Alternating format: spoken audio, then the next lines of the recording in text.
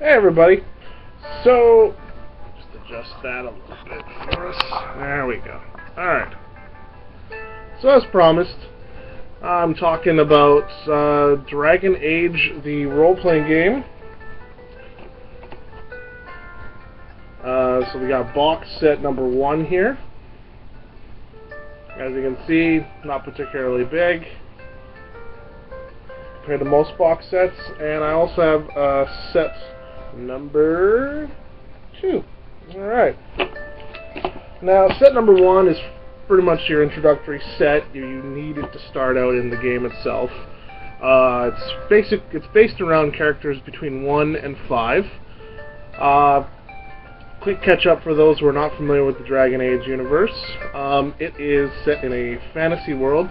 They call it a dark fantasy world, but I've never quite understood what that actually means.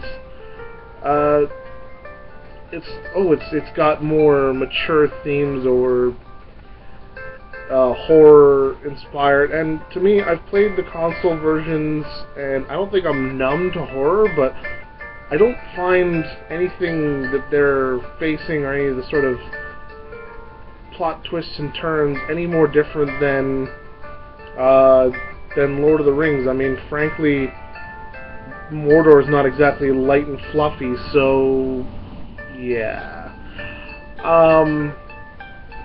So I'm just gonna call it fantasy, because that's what it is. It's just like what happened with heavy metal, folks. You start making subcategories of heavy metal. Next thing you know, I'm writing heavy metal reviews on the side stating they have a death metal sound inspired by jazz metal movements and grindcore themes. Stop it! It's all metal. It's just a matter of whether or not you think it's good or it's bad. It's kind of like music. It's either music or it's not. It's just... Anyway, I'm getting a little off track. Kind of had a little bit of a mini rant there. But, okay, Dragon Age. It's each box set, pretty much identical. They each come with a map. I've hung mine up, so I can't really show you the big map, but they've packed a lot into the books. I mean, we got a Game Master's Guide, fairly thin. Player's Handbook, same thing. You wouldn't think there's much being offered here, but I tell you, they make use of every square inch of this game. I mean, even the back cover of the Player's Guide. Character sheet, no problem.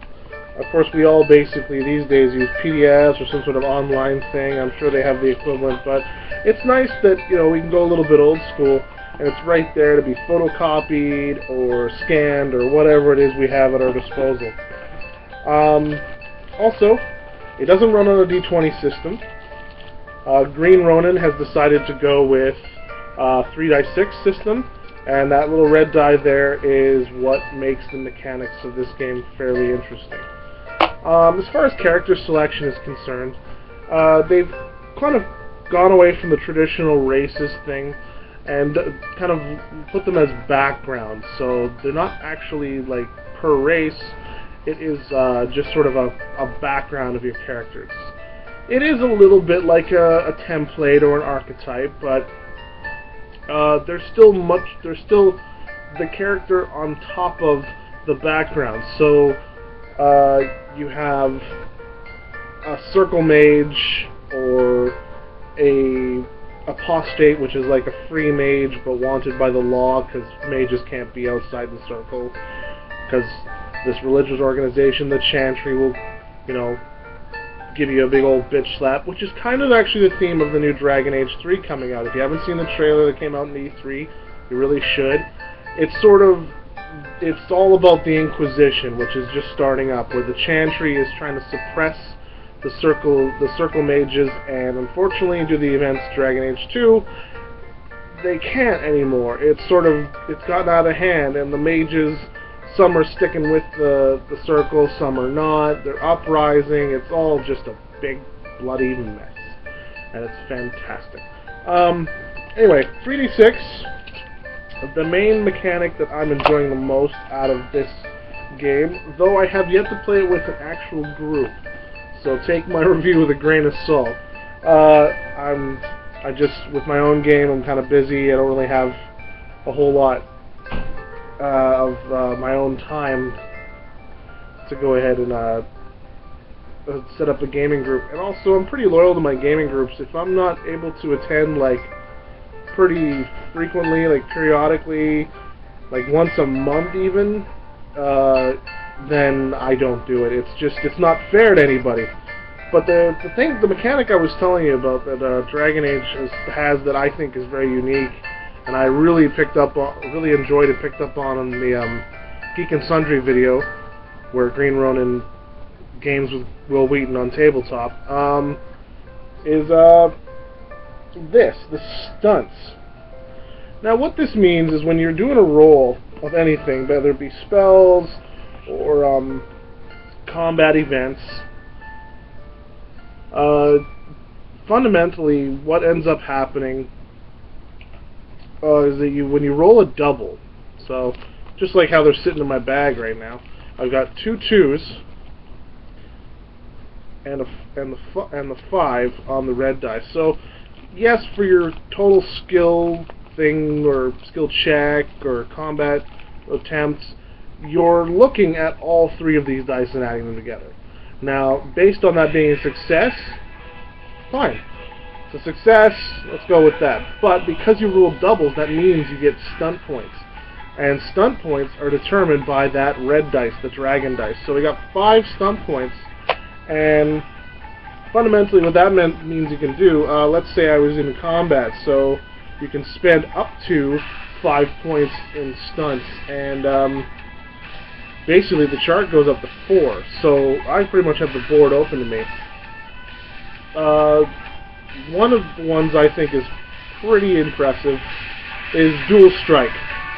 Your attack is so strong it affects 2 targets. First, pick a secondary target. He must be adjacent to you if you're using a melee weapon, or within 6 yards of your primary target if you're using a missile weapon. Apply the test result of your original attack roll to the secondary target. In other words, you can only make 1 attack roll and apply it to both opponents. If you hit the secondary target, inflict your normal damage on them. So you went in a roll.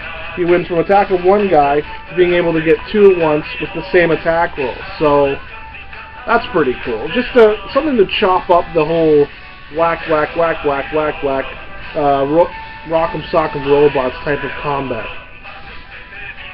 So it was kind of nice that that mechanic is in there. And as far as classes are concerned in this game, they're very straightforward. They just like the console game. You basically have your mage, your rogue, and your warrior. That's it. That's all. And you just basically roll with any one of those 3 and kind of go from there. Now, to say that you can't customize from there would be foolish. You really do have that option. And that is kind of where you keep going with the box set number 2. Now, there is 3, I found out. The 3rd one just recently came out, and I haven't been able to pick it up yet. But in set number 2, it's a little bit more unveiling of the world. Can only do so much in those little tiny books they put out. And also, sort of, it has add-on classes, you could say. It's basically like a further steps along the path of whether you chose warrior, rogue, mage, and what you can sort of add on top of that would make you a little bit more proficient or more along a path you wanted to play. Like a rogue path naturally is assassin. We've seen that time and time again. This is a little bit different, so I encourage you to go ahead and pick these up and give them a read. Try not to pirate, guys. I mean, it's tempting, especially with the older books, because a lot of them are in back libraries and are not being produced anymore. I can kind of stand behind that, but the whole, like, new games, like, this hobby isn't like the video game industry or the music industry. it hinges upon us, the gamers, the hobbyists. So I encourage you to just pop down to your local game store and pick up a copy when you got the money. If you don't have the money, then don't. It's that simple. And of course, buck for buck, these games, beyond like any other media, music or video games especially, these totally have a lot more bang for your buck regardless of the title. I mean, some of us really can't stand some titles out there, but we've bought them. But at least if you've played it more than twice, you kind of get it's still cheaper than a console game that was a flop. It really is. It's just, so I fully encourage you to go out and buy this game.